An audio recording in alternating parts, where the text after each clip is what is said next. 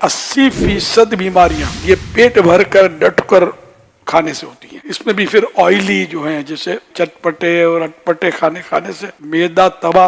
देखिए जवानी में इतनी समझ नहीं आती, जब तबीयत सही होती है आदमी यार अपने को कुछ नहीं होता, कुछ होता है ना, तो जितनों को कुछ होता है ना वो भी शायद इसी तरह कहते हैं अपने को कुछ नहीं होता।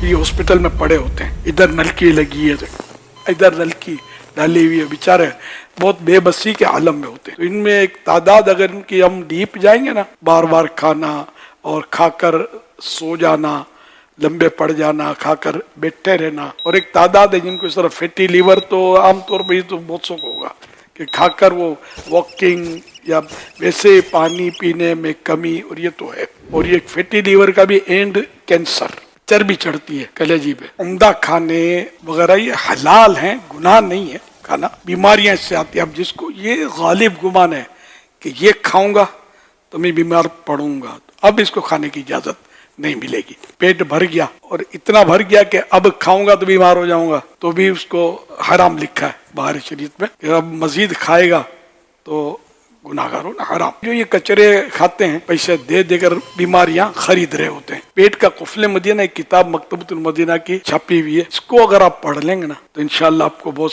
मालूमात हो जाएगी खाने पीने से। फिर ये क्या सरकार सल्लल्लाहु अलैहि वसल्लम का अमल, बुजुर्गों का अमल, यानी जिन दिनों मैंने ये किताब लिखनी शुरू की ना, तो उन दिनों मतलब मेरा अपना खुद जहन बना मजीद एहतियातों का। मैंने कोई इसके लिए वो नहीं किया कि डाइटिंग, तो डाइट की ग़िज़ा, तो सलाद बढ़ा दो, तो फुला, मैंने खाना कम कर दिया। अब जैसे खाना खा रहे हैं, एक बोटी इसी पर गुजारा, दूसरी बोटी लेनी नहीं है, खाना इतना लेना है, पहले निकाल लिया अपनी थाली में, बस अब और नहीं लेना है। ये जब मैंने करना शुरू किया, बस मेरा वो जहन बन गया।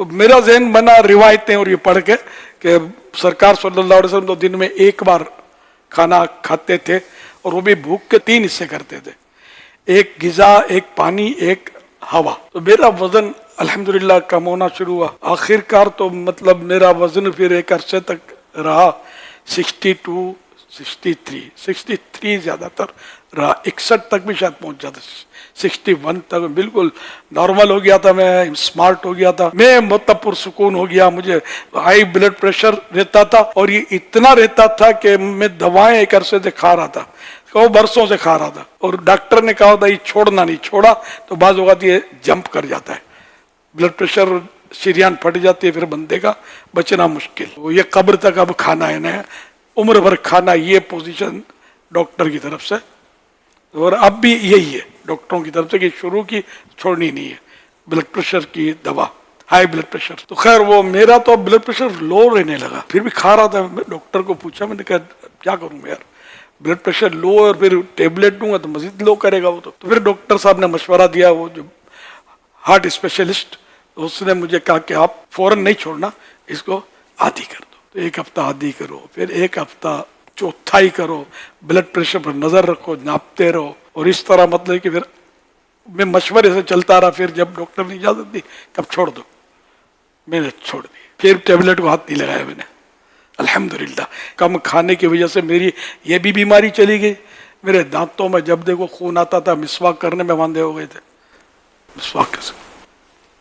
अल्हम्दुलिल्लाह मुझे पता नहीं था कि ये कम खाने में इतनी बरकतें हैं कि जो लिपटे हुए बरसों से मरज होते हैं वो दुम दबा के पक खड़े होते हैं। तो ये मैंने अपने तजर्बे की बातें की। इस तरह मतलब अगर आप कम खाने पर अगर कमर बांध लेंगे, ये हमको लगता है कि और कमजोर हो जाएंगे यार, पेट भर के खा ले तो जरा यूं हिम्मत रहेगी। ये भी नफ्स का धोखा है।